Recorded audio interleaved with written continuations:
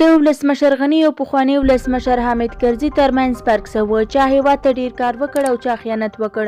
دلته ویډیو کې راسره ټول جزئیات کتلی شئ. درنو لیدونکو سلامونه مې ومنئ، وخت مو په خیر. له کرزي سره د 34 هېوادونو نظامیان ولاړ وو. تر 2014 پورې 34 بلیونه ډالر مرسته ترلاسه کړه.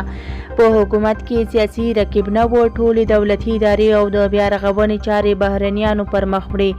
داعش نه و، خو بیا هم چې کومه ستونزه به مخ ته راغله پړنګ به یې ژړل. 3 ورځې به موږ هم ډوډۍ نه خوړه. اداري فساد اوج ته رسېدلی و. د ملت سرمایه لوټ شوه. د زیربنایي یوه پروژه یې تکمیل نه کړه او د بیا رغونې کارونه یې ټول په داسې ډول ترسره کړه چې بیا ترمیم ته اړتیا لري. جګړه د کابل تر دروازې ورسېده. ټولو دولتي لوړپوړو چارواکو پاسپورټونه تیار پر جیب ایښي وو. ولې برعکس د اشرف غني په حکومت کې ستونزې په درجنو دي. مرستې نشته. د حکومت او بیا رغونې کارونه یې پخپله کوي. د لوړپوړو چارواکو د تېښتې ویره ورکه شوه. روحیه او مورال یې قوي دی. د زیربنایي لسګونه پروژې تکمیل شوې. امریکا یې ځان ته اړ کړه.